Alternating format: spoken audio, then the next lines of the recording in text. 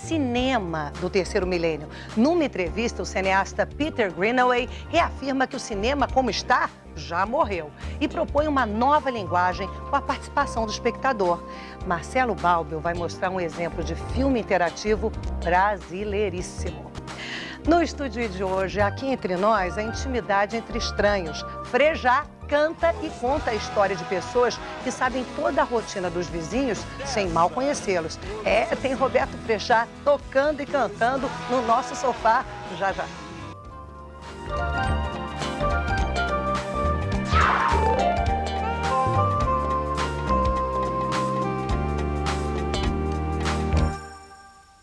Frejá ainda não chegou, mas eu já estou aqui com a nossa dupla de comentaristas, Marcelo Balbio e Renato Galeno.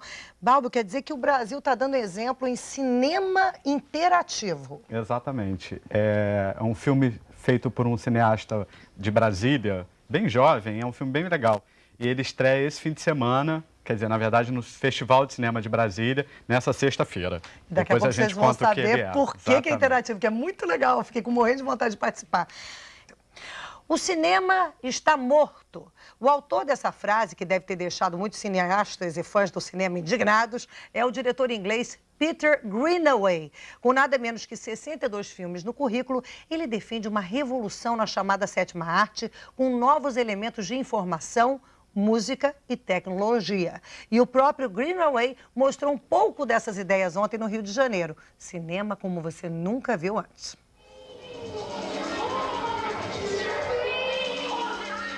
When I make a provocation like cinema is dead, of course that upsets a lot of people, irritates a lot of people. But I think we've had cinema now for 113 years, if you believe cinema was invented in Paris in 1895. And it's had a good innings. There are millions and millions of feature films. But I think when you visit the cinema, I'm sure it must be your experience, basically within 5 minutes you know what's going to happen.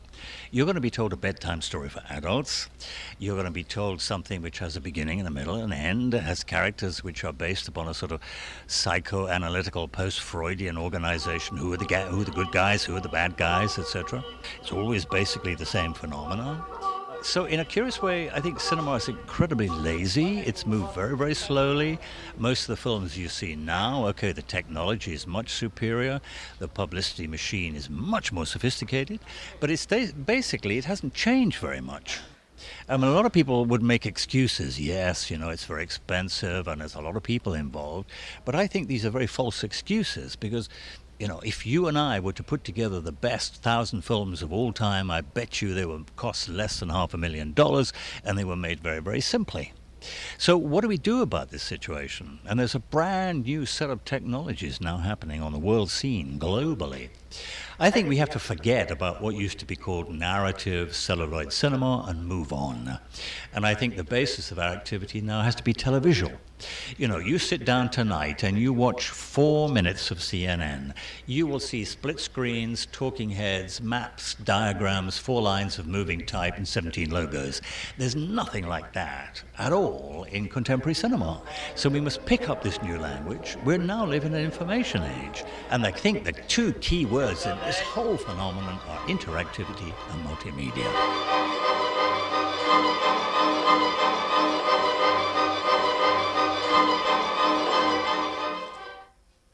Essa entrevista do Peter Greenaway foi dada à nossa repórter Júlia Gutnick. Ele é polêmico mesmo, né, Balbio? É. Agora, eu achei interessante esse exemplo que você trouxe pra gente. Provocador, né? Quer dizer, ele tem essa...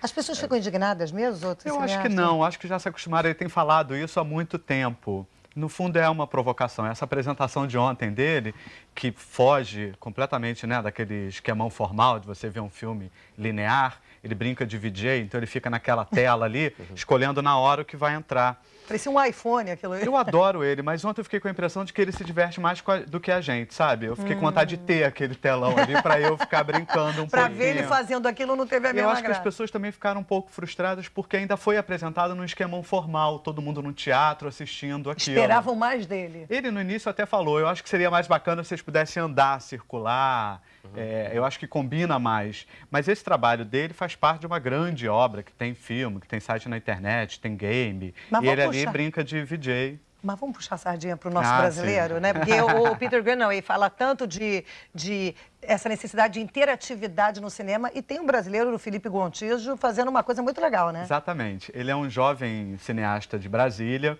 e ele teve essa ideia de construir um filme que ele está chamando de filme-jogo. Então não é também uma estrutura linear. Ele foi feito originalmente para ser um DVD ou um site na internet, mas ele criou uma versão, já desde o início ele tinha pensado nisso, uma versão editada para passar em festivais de cinema. Vai até mostrar agora pela primeira vez no Festival de Cinema de Brasília, nessa sexta-feira.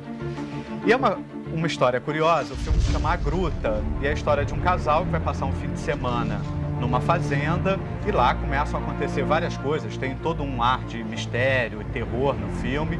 Só que você, desde o início, você já é desafiado, de certa forma, ou convidado, instigado a decidir tomar opção. Então você tem que tomar partido. Ou você vai ser o Tomás, ou você vai ser a Luísa. A menina. A menina. Isso você escolhe tipo com um joystick na mão? Pois Como é que se você tiver num DVD ou no computador, é mais fácil, você escolhe ali no controle remoto, no joystick e tal. No cinema, nessa versão editada, o que ele fez? Ele vai distribuir 200 aparelhinhos, tipo um controle remoto mesmo, bem simples, em que a plateia inteira vai, quando chegar um determinado momento, a plateia inteira tem que apertar o botão ali decidindo ou entre a opção A ou a opção B.